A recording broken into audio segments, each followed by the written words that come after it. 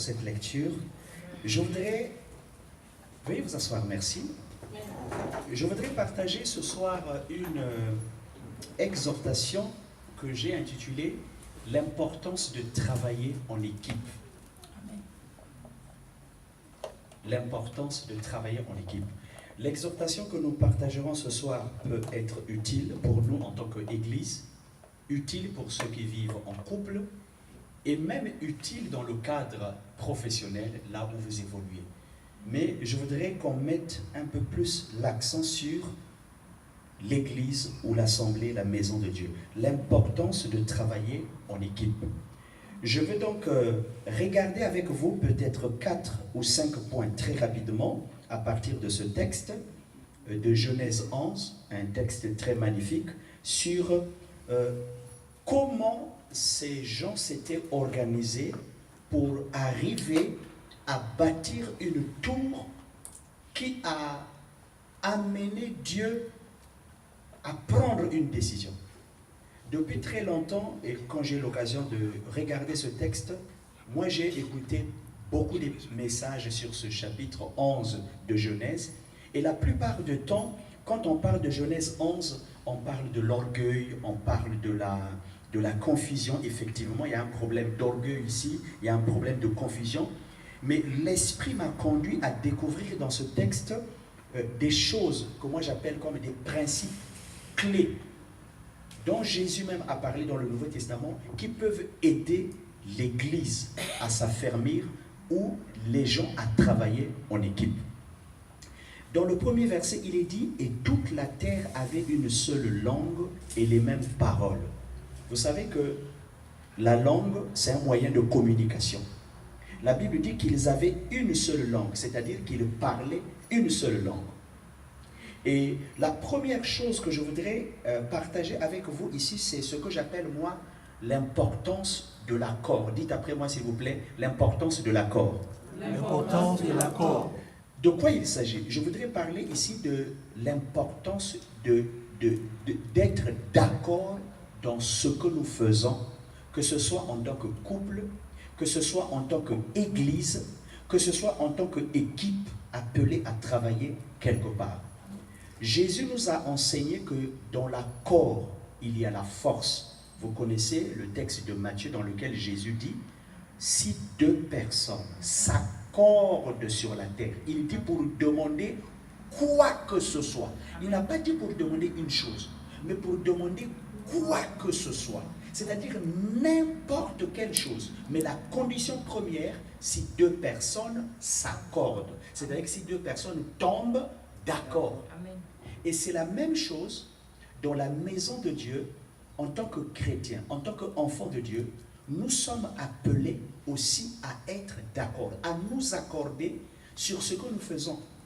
Parce que s'il y a une chose qui peut garder un couple ensemble pendant longtemps, c'est lorsque à la base de l'union, de la relation conjugale, s'il y a l'accord, s'il y a l'harmonie.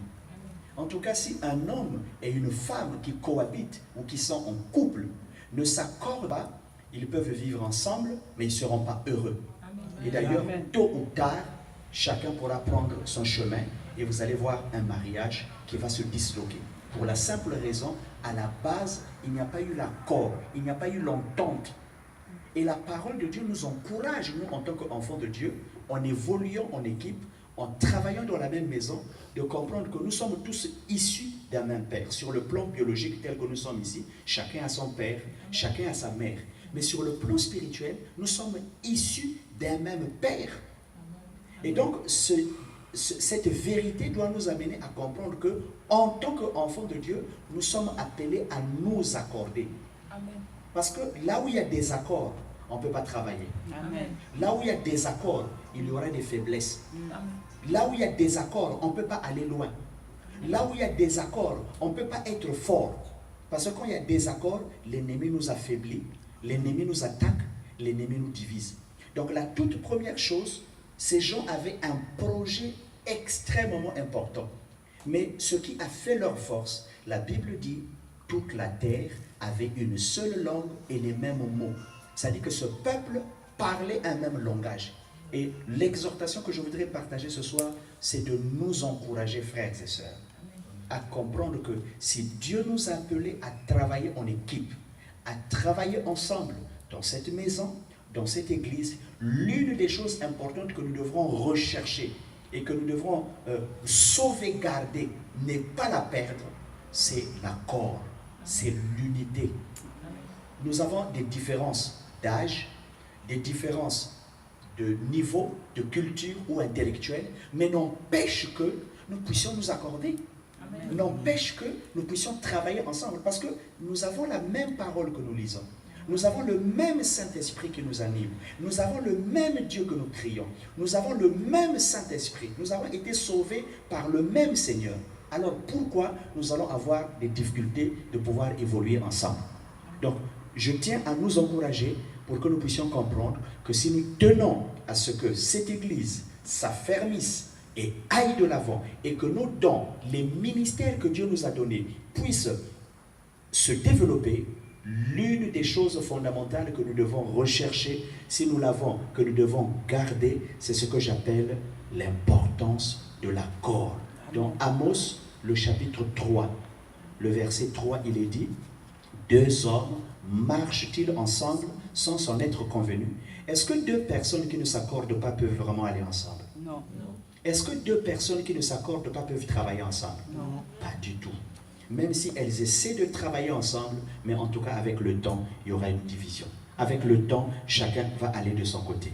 Amen. Amen. Donc voilà la première chose que j'avais voulu que nous puissions comprendre. Si nous tenons à travailler en équipe, que ce soit en couple, que ce soit en tant qu'église, même dans ce que nous faisons comme affaires ou unité, une chose qui permette aux gens d'être forts quand on est en équipe, c'est l'accord, c'est l'unité, c'est le fait d'être d'accord. Amen. Amen. La deuxième chose, la Bible dit, et toute la terre avait une seule langue et les mêmes mots, et il arriva plutôt que lorsqu'ils partirent de l'Orient, ils trouvèrent une plaine dans le pays de Sinéar. Ils y habitèrent. En fait, le peuple dont il est question ici, c'était un peuple nomade. C'est-à-dire qu'ils n'avaient pas un endroit fixe. Ici en France, vous avez ce qu'on appelle les gitans, vous les connaissez. Ouais, c'est ce qu'on appelle un peuple nomade. Ils n'ont pas un endroit fixe. Ils peuvent être à Cergy, je ne sais pas pour combien de semaines, combien de mois. Même s'ils peuvent passer une année ou 2 ans plus tard, ils se déplacent. Ils vont dans une ville 2 ans, 3 ans. Et donc, le peuple dont il est question ici était un peuple nomade. Ils n'avaient pas un endroit fixe. Mais quand ils sont arrivés au pays de Sinéar, la Bible dit, ils trouvèrent une plaine et ils y habitèrent. Ça veut dire que pendant longtemps, ce peuple était à la recherche d'un endroit avant de s'établir. Et c'est ce que moi j'appelle le principe de la stabilité. Dites après moi, le principe de la stabilité. Le principe de la stabilité. C'est quoi être stable? Être stable, c'est être fixe. Voyez-vous, cette chaise-là, elle est stable, elle est fixe, elle ne bouge pas. C'est ça être stable. Mais si je m'approche, vous voyez, je fais comme ça, je peux facilement la déplacer. Mais elle est stable. Mais contrairement à cette chaise, vous voyez que ce mur aussi est stable. Mais c'est quelque chose qui est fixé, qui a été positionné. C'est vrai que si je dois déplacer ce mur, soit il faut que je le casse. Ce qui n'est pas le cas pour la chaise. La chaise, je peux la déplacer facilement, mais elle est aussi stable. Mais la stabilité n'est pas la même de la chaise et de ce mur. Et dans l'œuvre de Dieu, dans notre foi en tant qu'enfant de Dieu, s'il y a une chose quelquefois qui fait que même dans notre vie personnelle, que nous ayons du mal à évoluer avec Dieu, c'est le manque de la stabilité. Parce que quelqu'un qui n'est pas stable,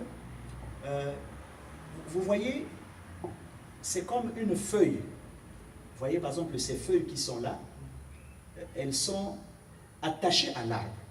Même quand le vent souffle, à peine quelques-unes tombent, mais la plupart restent. Mais ici vous êtes en période d'été, et donc le soleil va frapper, avant la fin de l'été, plusieurs vont se retrouver par terre. Donc quand on n'est pas stable, on peut se laisser emporter emportés pas seulement par le diable, emportés même par les événements, emportés même par les gens qui n'ont pas de fondement dans leur foi. Quelqu'un peut te parler de Dieu, quelqu'un peut chercher même à prier avec toi, mais sans que tu ne te rendes compte que cette personne veut te détourner du bon chemin. Ça ne nous servira peut-être pas. On n'est pas là pour pointer du doigt les gens qui ont chuté, les gens qui ont connu des problèmes.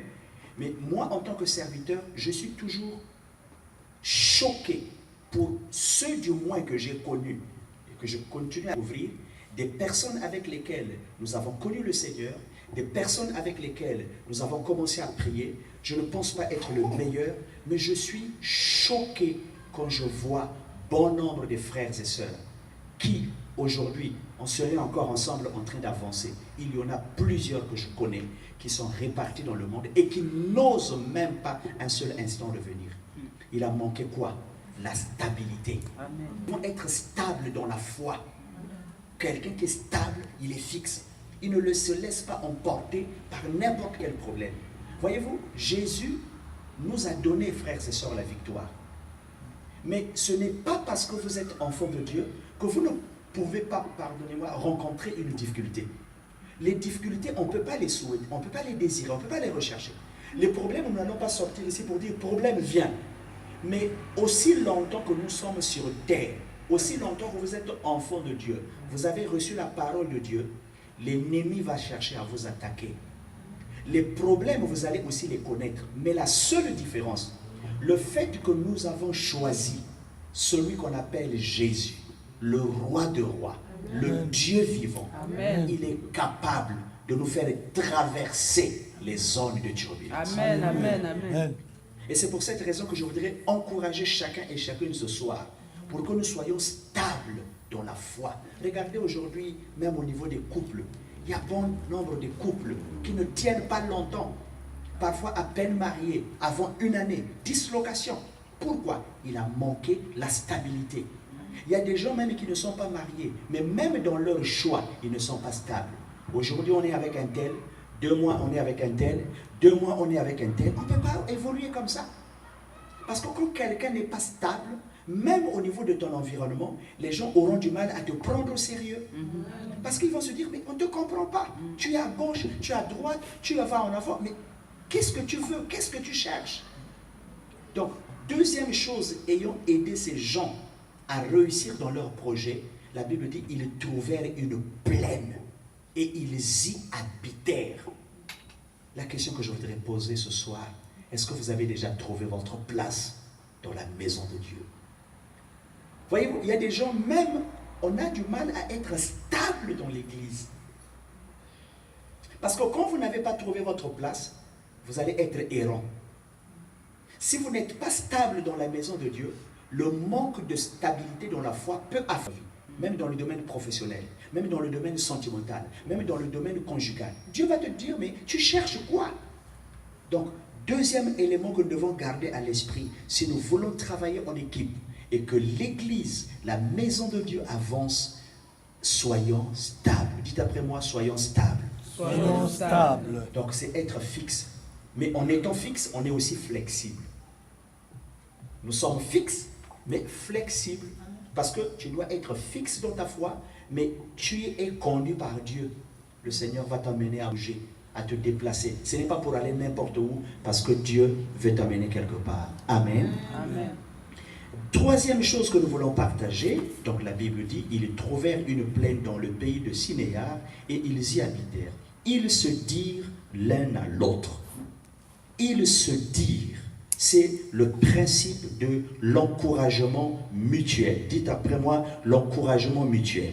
L'encouragement mutuel. Troisième chose, frères et sœurs, que nous avons besoin d'exploiter pour travailler en équipe, c'est ce que j'appelle nous encourager mutuellement.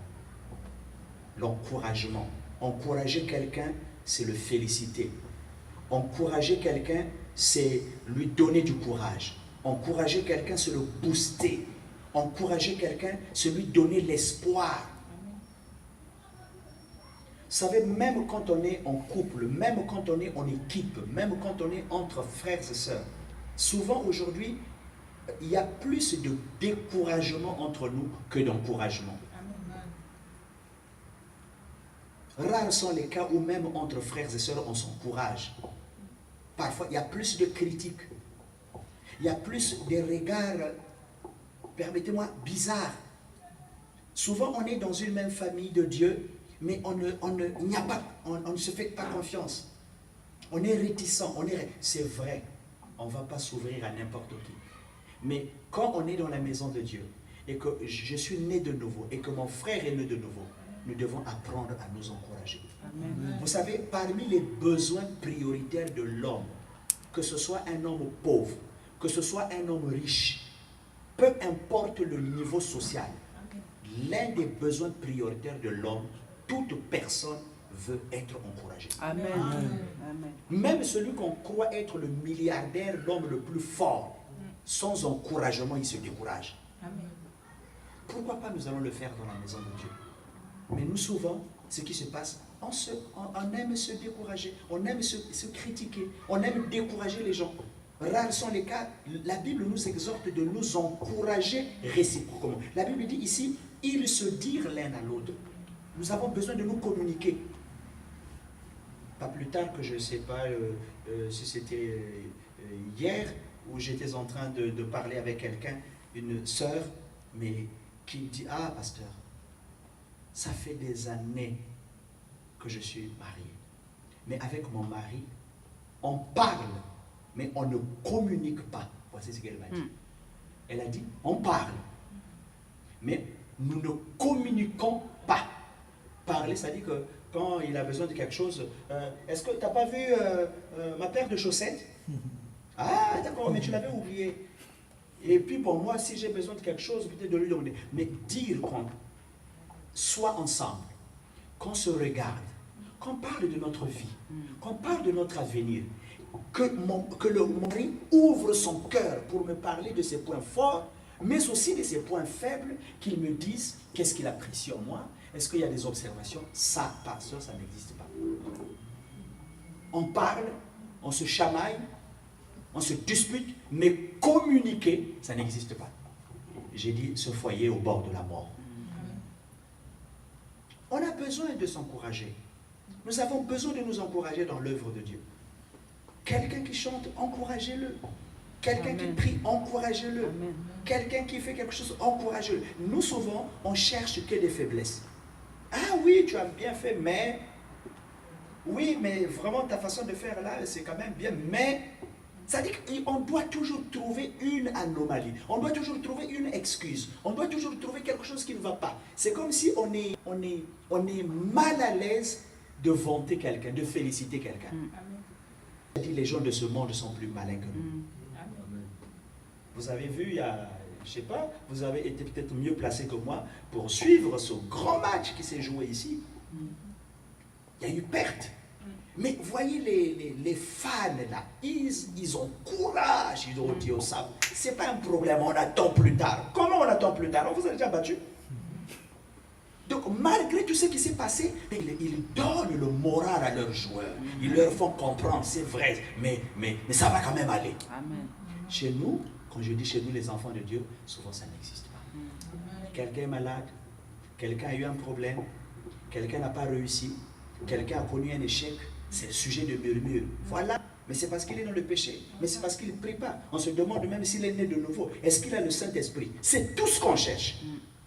Au lieu d'aller vers la personne pour lui dire, frère, tu es tombé malade, ma soeur, tu as peut-être été enceinte, il y a eu fausse couche, mais nous venons pour te dire, Dieu peut encore te bénir, Dieu peut encore te fortifier. Nous venons pleurer avec toi, remonte-toi, relève-toi ma soeur, ça va aller, Dieu est capable. Ça, souvent dans nos églises, ça n'existe pas. C'est ce qui fait que parfois, dans nos problèmes, nous devenons solitaires. On est au milieu des gens, mais on vit seul. Amen. Et Dieu ne veut pas de ça. Le Seigneur veut qu'on s'encourage. Encouragez-vous. L'Église sera forte. Encouragez-vous. Allez vers les frères. Allez vers les sœurs. Appelez, téléphonez votre frère. Prenez de ses nouvelles. Qu'est-ce qui ne va pas? Pourquoi on ne t'a pas vu? Et ça va donner du moral. Ça va donner du courage. Et chacun va se sentir, tiens, je suis quand même utile. Amen. on a quand même besoin de moi. Amen. Amen. Quatrième chose, la Bible dit, parce que j'en ai 5, et puis nous allons prier, ils se dirent l'un à l'autre, allons. Ils se dirent l'un à l'autre, allons. Voyez-vous, ils avaient un projet, ils se sont installés, ils devraient se déplacer, et c'est un mot-clé ici quand on dit allons. C'est différent de allez-y. Tel que nous sommes là, si je vous disais sortez, donc je suis en train de donner un ordre, sortez. Mais si je dis sortons, et vous et moi, parce que quand je dis sortez, moi je peux ou ne pas sortir. Je ne sais pas si vous voyez la différence. Si je dis bon, bien aimé, on a fini, donc sortez maintenant. Quand je dis sortez, vous pouvez sortir, moi aussi je vais sortir, mais vous pouvez sortir, moi je peux rester parce que j'ai dit sortez. Mais si je dis sortons, donc et vous et moi, la Bible dit allons. C'est le principe de l'implication de tout le monde à la tâche. Dites après moi, l'implication de tout le monde à la tâche. L'implication de tout le monde à la tâche. Bien aimé, en tant qu'Église, si nous voulons avancer, travailler ensemble, il va falloir que chacun d'entre nous se mette à l'œuvre. Nous n'avons pas tous les mêmes talents. Nous n'avons pas tous les mêmes dons. Nous n'avons pas tous les mêmes charismes. Nous n'avons pas tous les mêmes capacités. Telles que nous sommes rassemblés ici, en chacun d'entre nous, il y a des dons. Même quand certaines personnes n'exercent pas encore, ne pensez pas que ces gens-là n'ont rien. Vous savez, les talents, quelquefois, d'abord la plupart, souvent les talents, on est avec. Mais les dons, c'est Dieu qui nous les donne. Mais chacun d'entre nous, on peut avoir un ou plusieurs dons, tout comme on peut avoir un ou plusieurs talents. Donc quand nous sommes en équipe, c'est important de comprendre que Dieu veut nous voir tous au travail. Nous ne sommes pas obligés de faire tous la même chose dans la maison de Dieu.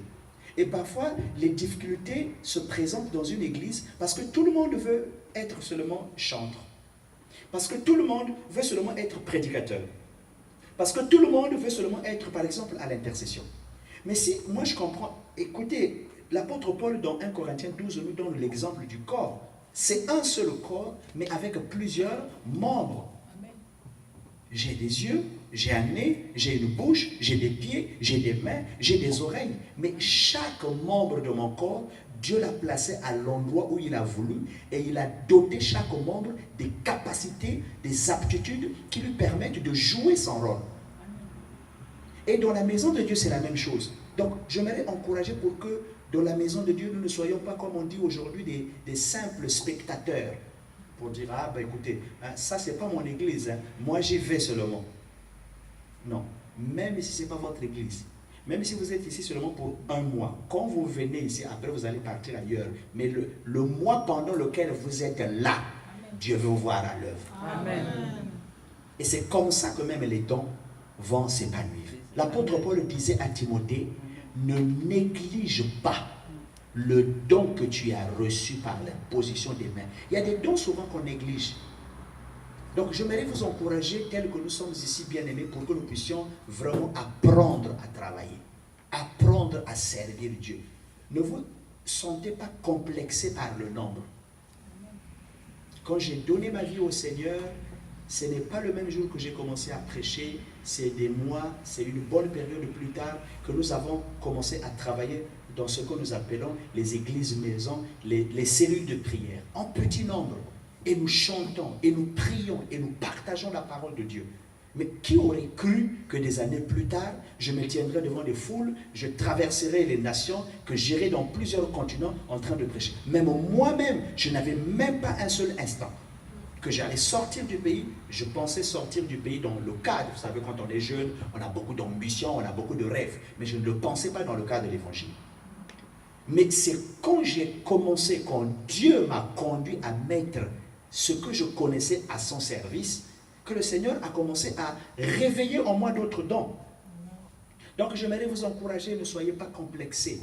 Parce que quand quelqu'un ne connaît pas la valeur de ce qu'il est, il passera son temps à juger les gens. Amen. Il passera son temps à critiquer les gens. Amen. Il passera son temps. Donc même si quelqu'un fait bien, lui il dira toujours, tu fais mal. En fait, le problème, c'est lequel? C'est que lui, il n'est pas valorisé, ne reconnaissant pas ce qu'il est et ce qu'il peut faire, alors il se plaît à critiquer et à diminuer les gens. Mais vous allez voir, les gens qui connaissent leur valeur savent apprécier les autres. Amen. Les gens qui connaissent ce qu'ils ont en eux ne se gênent pas d'être en face de quelqu'un qui brille, qui monte. La Bible dit, le fer aiguise le fer. Les gens qui réussissent sont curieux, ils observent. Quand ils découvrent un homme, une femme qui a quelque chose qu'eux ils n'ont pas, ils cherchent à s'approcher, ils cherchent à découvrir comment il a fait pour construire, comment il a fait pour s'organiser, comment il a fait pour réussir. Est-ce que moi je ne peux pas le faire? Il regarde, il interroge, il pose des questions, il observe, parce qu'il se dit que moi aussi je suis un homme de la même. Ce n'est pas une concurrence, ce n'est pas une convoitise. Mais il comprend que cet homme-là, cette femme a pu mettre en valeur certaines capacités qui lui ont permis d'exceller. C'est que moi aussi. Amen. Donc les gens qui réussissent savent reconnaître la valeur des autres. Amen. Mais ceux qui passent tout leur temps à ne pas reconnaître, mais qui ne font que diminuer, qui ne font que se moquer, vous allez voir que plus vous passez votre temps à vous moquer des autres, en fait vous êtes en train de tuer ce qui est en vous. Amen. Or, en encourageant les autres, vous vous encouragez vous-même. En appréciant les autres, vous apprenez à vous apprécier vous-même. C'est pourquoi je disais, le quatrième principe, c'est l'implication de tout le monde à la tâche. J'aimerais encourager. Dans le monde, on dit, il n'y a pas de métier vil. C'est-à-dire qu'il n'y a pas un travail nul. Dans la maison de Dieu, vous pouvez être si tel que, quand nous aurons fini, mais quelqu'un peut être appelé, c'est-à-dire, tiens, on a terminé, mais il faut qu'on débarrasse peut-être les instruments, il faut peut-être ranger ces fils, ah, il faut peut-être qu'on a une réunion, il faut que j'arrive à temps pour regarder, est-ce que les chaises sont en place? Ne minimisez pas ces petites choses, parce que parfois on se dit que bon, pendant le culte, moi j'aime bien, je n'en disconviens pas, mais souvent, quand nous modérons, c'est un conseil que je vous donne. Et ça, je l'ai écouté presque dans pas mal d'endroits. Quand on arrive à la parole, moi, je partage mon expérience. Hein. Ça me choque toujours quand c'est le moment de la parole. On dit, nous arrivons au moment le plus important.